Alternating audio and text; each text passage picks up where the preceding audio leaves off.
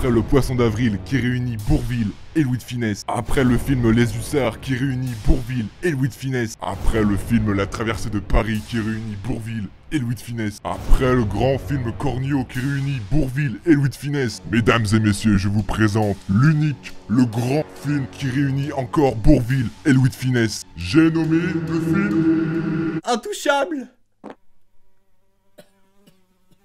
Mais non, bien sûr que non, ce n'est pas Intouchable, c'est La Grande Vadrouille mon gars. Putain, La Grande Vadrouille, un grand classique français. Et oui, le tout dernier film avec Bourvil et Louis de Funès. Le film de comédie de base en France. Le film que tout le monde a vu ou pas. Si tu l'as pas vu, chaud quand même. Ouais, c'est vraiment chaud mon gars. Bon, je sais bien que tu peux pas tout voir, tu peux pas voir tous les films du monde. Mais La Grande Vadrouille gros, enfin c'est la base. Combien de fois il est passé à la télé, combien de fois Ouais, ok. Si tu l'as pas vu, bah quitte la vidéo, va le voir et tu reviens après. Ouais, voilà, comme t'as vu, je suis passé en facecam. J'avais envie, je voulais montrer ma tête et tout. Parce que je me lassais un petit peu, tu vois, de tout ce qui était After Effects, enfin du motion design. Et en fait, ça me prenait énormément de temps, quoi. Donc, un petit peu manque de motivation, je te l'avoue. Mais je me suis dit, bah vas-y, on va passer en facecam. On va bien voir. J'espère que je vais me rattraper au montage. Parce que là, je suis pété. Là, au tournage, je suis éclaté, mon gars. Première vidéo.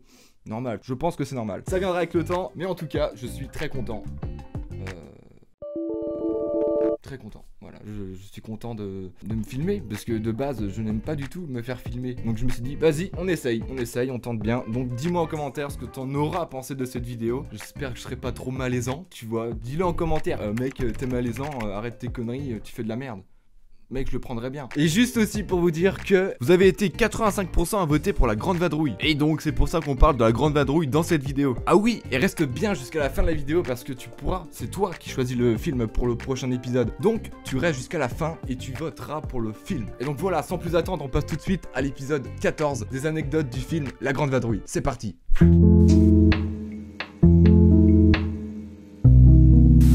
Donc La Grande Vadrouille est un film franco-britannique réalisé par Gérard Houry, sorti le 8 décembre 1966. Je fais que de bouger avec ma chaise, je m'énerve, je me donne la gerbe en fait, tu vois, c'est trop cool. Bon en fait, si tu connais pas Gérard Houry, c'est le dieu de la comédie française dans les années 60. C'est un genre de Alain Chabat, genre là t'as Alain Chabat, tu vois, et là t'as Gérard Houry.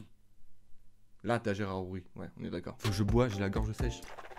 Gérard Houry est notamment connu grâce à La Folie des Grandeurs, Le Cornio ou encore Rabbi Jacob. Au début des années 60, pour l'écriture de La Grande Vadrouille, Gérard Houry avait repris le début d'un scénario d'une femme croyante et d'une femme prostituée qui traverse la France occupée. Mais le projet du film ne s'appelait pas La Grande Vadrouille, elle s'appelait Lily et Lulu. Et c'est un peu plus tard que le projet s'appelle La Grande Vadrouille. Au niveau du casting, Gérard voulait absolument l'acteur Terry Thomas pour le rôle de Big Moustache, connu pour sa belle moustache et ses dents écartées. Il est l'un des acteurs les plus connus à Londres. Sauf que qui dit acteur connu, bah dit gros cachet. Du coup, Gérard propose son cachet à Terry, mais le refuse en disant que c'était trop peu cher, quoi. C'était pas assez bien payé. Gérard le supplie, mais rien à faire. Il veut pas, tu vois. Le mec, il veut des sous. Bref, du coup, Gérard, il dit bon, ben c'est pas grave, tu vois. Du coup, il parle quand même du projet. Et Gérard vient annoncer le lieu du tournage qui se déroulera en Bourgogne, qui est une ville réputée pour ses vins. Et suite à ça, Terry il changea d'avis parce qu'il se dit putain, Bourgogne, vin, cool, tu vois, je vais me faire plaisir. C'est entre autres grâce à ça qu'il accepta le cachet proposé par Gérard et qui finit par jouer le rôle de Big Moustache dans La Grande Vadrouille. Et bon, tu vois, vu qu'il a accepté le rôle, entre autres par rapport à ça, par rapport au vin, et ben pendant le tournage, lui et plusieurs membres de l'équipe se gênaient pas pour faire la tournée des caves. Imagine t'es chez toi comme ça là, puis tu vois Bourvil et Louis de Funès là qui arrivent, ils disent ouais on veut goûter ton meilleur vin, bah vas-y hein, mec direct, je dis vas-y mec, vas-y. T'imagines toi, c'est trop bien, c'est trop le feu. Et après plusieurs caves, bah t'es un peu, voilà, tu bois pas du coca quoi, enfin je veux dire tu bois de l'alcool forcément. Et ben ils étaient complètement morts que certains ont été escortés par les gendarmes jusqu'à leur hôtel. Avant que cette séquence soit réalisée avec un seul et même lit pour deux, le scénario prévoyait à l'origine de mettre deux lits côte à côte. Mais Louis de Funès convainc Gérard Houry que de mettre un seul lit rendrait la scène plus drôle. Et Gérard accepta donc l'idée de Louis de Funès. Le tournage du film s'est passé en mai et pour la séquence de la poursuite avec le camion, l'équipe n'avait pas du tout anticipé le fait que le mois de mai n'était pas le mois des citrouilles. Ils ont donc dû acheter directement des citrouilles venant de Faucon Paris et en acheter plus de 150 à un prix d'or. Et pour au final ne même pas en manger. C'est con. Aucun cinéaste n'avait été autorisé à tourner dans la grande salle du Palais Garnier, et encore moins sur les toits. Gérard Houry envoie donc le scénario à André Malraux, ministre de la Culture, qui entre autres gère un peu le Palais Garnier, et André a directement été charmé par l'humour de La Grande Vadrouille, et donna son feu vert, et ouvre les portes du célèbre Palais Garnier pour le film. Ils ont donc dû tourner la séquence durant le mois de juillet, pendant la période de fermeture de l'établissement. Et pour prendre toutes les précautions possibles pendant le tournage, ils ont décidé de réaliser la scène où il y a l'explosion dans un studio pour ne pas détériorer la salle. Louis de Funès a répété pendant 3 mois devant le miroir de son salon et il a pris quelques leçons avec le directeur de l'orchestre national pour apprendre la gestuelle d'un chef d'orchestre. Ce qui a permis d'avoir une scène remarquable avec une performance d'un véritable chef d'orchestre. À tel point qu'à la fin de la prise, Louis de Funès a été admirablement applaudi par toute l'équipe et les centaines de figurants pour son travail effectué. Bon, au cas où tu l'aurais pas remarqué, la scène avec le planeur, eh bah c'est des faux. Bah j'espère que je t'apprends rien en disant ça. Hein. Ils ont réalisé tous les plans en studio parce que Gérard Houry, lui, voulait absolument que les acteurs puissent voler avec un véritable planeur. Mais les assurances ont refusé de couvrir les risques d'un potentiel accident. Ah oui, et d'ailleurs la fin du film ne devait pas se passer comme ça. Gérard Houry pensait terminer son film avec une scène avec Bourvil et De Funès en ski, traversant les Pyrénées jusqu'en Espagne. Mais cette idée a été abandonnée, car trop cher à la réalisation de créer de la fausse neige, parce qu'ils ont tourné au mois de mai. La Grande Vadrouille est le tout premier film diffusé dans les cinémas allemands traitant le sujet de la Seconde Guerre mondiale avec humour. Ouais, faut croire que ces Allemands ne sont pas très drôles, hein.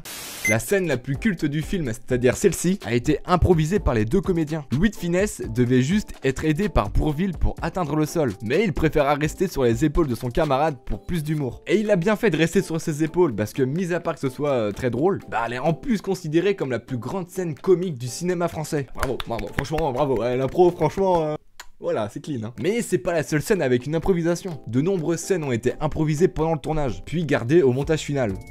Si un jour tu vas en bas de la falaise du truc de Balduc, oui c'est ça le nom, et bah y a moyen que tu vois les carcasses des voitures qui ont servi à la scène finale pour lancer les planeurs. Pour un budget de 2 300 000 €, la Grande Vadrouille ramène plus de 17 millions de spectateurs dans les salles et restera pendant plus de 30 ans le film du meilleur box-office, dépassé ensuite par Titanic en 1998. Mais il reste pendant 40 ans le plus gros succès d'un film français, avant d'être dépassé par Bienvenue chez les Ch'tis en 2008 et ensuite par Intouchable en 2011.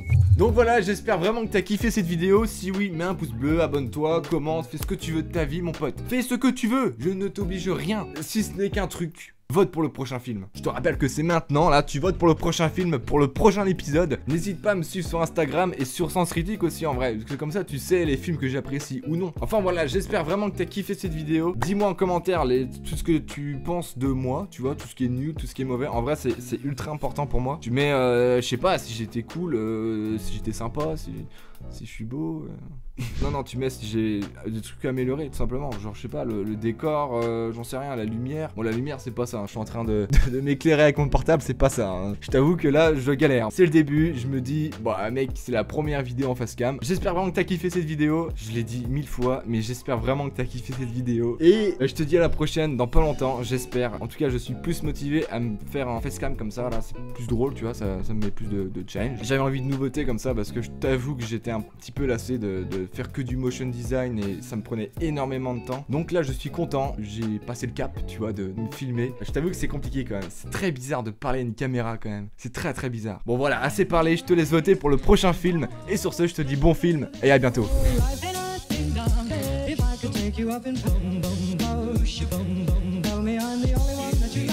Life could be